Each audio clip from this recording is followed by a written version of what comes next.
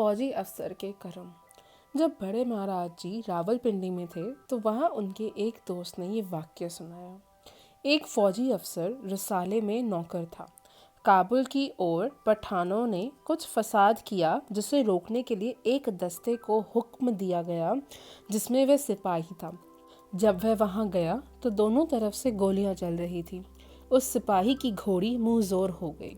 उसने बहुत रोका लेकिन घोड़ी ज़बरदस्ती उसको दुश्मन के फौज में ले गई। पठानों ने 5-6 गोलियां घोड़ी को मार दी, 5-6 गोलियां फौजी अफसर को मार दी, दोनों मर गए। फौज का ये नियम था कि फौजी दस्ते के राशन का ठेका बनी के पास होता था। उस अफसर के कोई बाल बच्चा नहीं था। उसके जो नकद पैसे थे वह बनिए के पास अमानत रखे थे। जब उसकी मौत हुई सरकार ने उसके वारिसों को सूचना दे दी। उन्होंने आकर तनख्वाह और सामान वगैरह ले लिया। उसका सारा हिसाब खत्म करके ले गए, लेकिन जो 2000 रुपया बनिए के पास जमा था वारिसों को उसका पता नहीं था। बनिए ने उसको अपने हिसाब में शामिल कर लिया।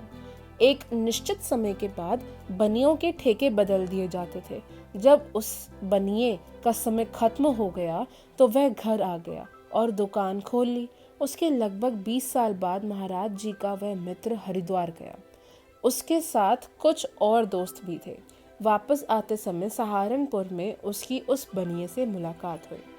बनिए ने उसे पहचान लिया क्योंकि रावलपिंडी में उससे माल खरीदने के कारण काफ़ी पहचान हो गई थी। बनिए ने रात ठहरने के लिए मजबूर किया कि एक तो उनकी रात आराम से बीत जाएगी, दूसरे बनिया उसको सहारनपुर की सैर करवा देगा। वे वहाँ ठहर गए। रात को बनिए ने बहुत शानदार खाना बनवाया और परोसकर उनके आगे रख दिया। जब वे खाने लगे तो नज़दीक ही एक औरत की रोने चीखने की आवाज़ आई। उन्होंने बनिए से पूछा कि कौन औरत रो रही है। बनिए ने कहा, आप खाना खाओ, आपको इससे क्या हर्ज। उन्होंने कहा, पहले हमें बात बताओ, खाना फिर खाएंगे। मजबूरन बनिए को बात बतानी पड़ी। उसने बताया, ये मेरी विधवा पुत्र वधू है। कुछ दिन हुए मेरे लड़का मर गया है, इसको याद करके रोती रहती है। उन्होंने कहा, ओहो, तेरे लड़के की मौत हुई है और तू इतने तकल्लुफ़ का खाना खिला रहा है। कुछ बातचीत के बाद बनिए ने कहा कि सुनो, मैं आपको सारा वाक़या पूरी तरह बताता हूँ। 20 साल हुए जब मैं रावलपिंडी से ठेका छोड़कर आया तो आकर शादी की।